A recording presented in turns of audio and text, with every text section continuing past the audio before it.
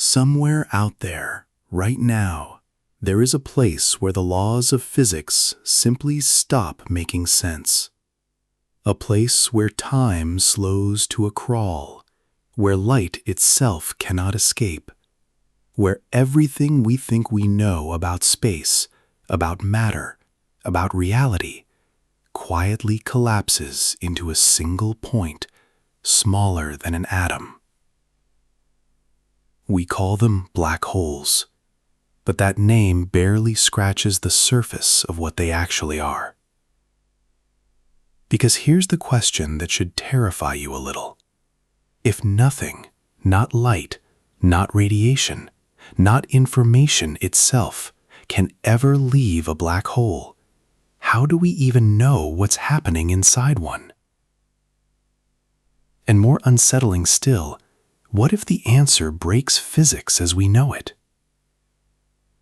By the end of this investigation, you'll understand why some of the greatest minds in history refused to believe these objects could exist. You'll discover the decades-long argument between Stephen Hawking and a fellow physicist that ended in a literal bet.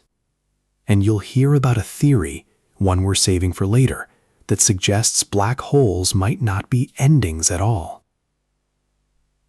How can something like this exist? That's the question that will follow us through this entire journey. I'm Captain Vega. I've spent years chasing signals from the edge of the observable universe, and if there's one thing I've learned, it's this.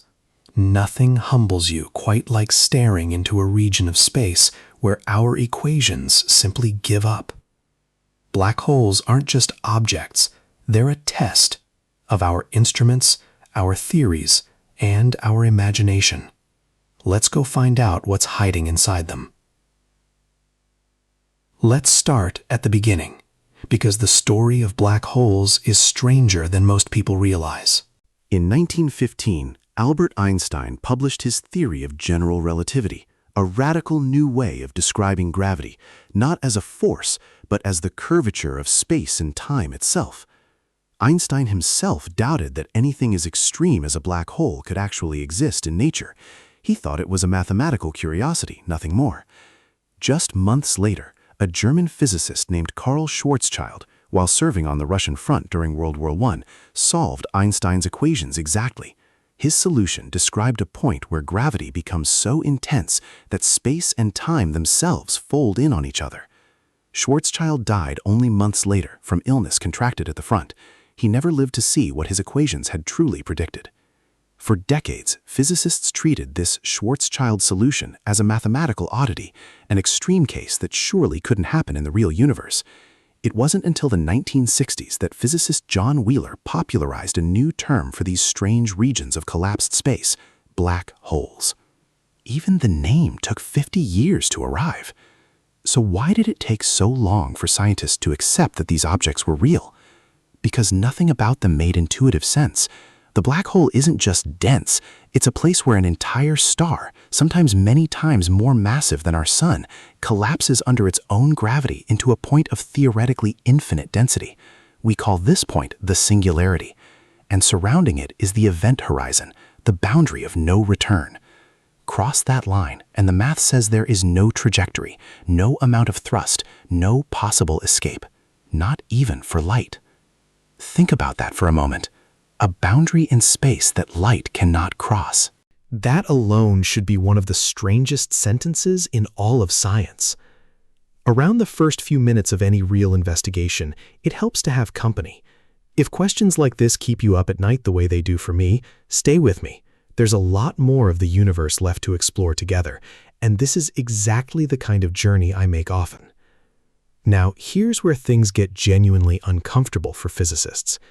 General relativity predicts the singularity perfectly, but quantum mechanics, the physics that governs particles at the smallest scales, says singularities, points of infinite density, shouldn't be able to exist at all. These two pillars of modern physics, both extraordinarily successful on their own, completely contradict each other at the heart of a black hole. So, which one is wrong? Maybe neither. Maybe both are incomplete. This contradiction is one of the central reasons physicists are still chasing a theory of quantum gravity, a way to unite Einstein's gravity with the quantum world. Black holes sit precisely at that fracture point. In 1974, Stephen Hawking added another layer to the mystery. He proposed that black holes aren't entirely black, that through quantum effects near the event horizon, they slowly emit faint radiation and, over imaginable timescales, evaporate. We now call this Hawking radiation. But this created a new puzzle, one that still hasn't been fully resolved: the information paradox. If everything that falls into a black hole eventually evaporates away as radiation, what happens to the information about what fell in? Quantum mechanics insists information can never truly be destroyed. So where does it go? Hawking himself spent decades wrestling with this. He even lost a famous bet over it to physicist John Preskill, conceding in 2004 that information likely does escape somehow, though exactly how remains one of the most debated open questions in theoretical physics today. For most of the 20th century, black holes were purely theoretical, elegant solutions on paper with no direct observational proof. That changed dramatically in recent decades. In 2015, the LIGO Observatory detected something extraordinary: ripples in space-time itself, gravitational waves, produced by two black holes spiraling into each other and merging over 1 billion years ago. It was the first direct evidence that these objects don't just exist mathematically. They collide, they merge, they shake the fabric of the universe when they do.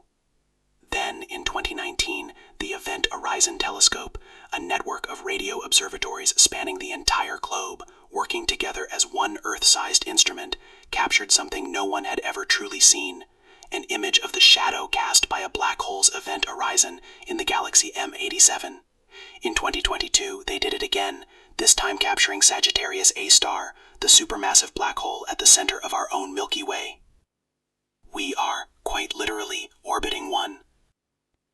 Astrophysicists generally agree that black holes form in a few different ways: stellar mass black holes from the collapse of massive dying stars, and supermassive black holes, millions or billions of times the mass of our sun, sitting at the centers of most galaxies, including ours.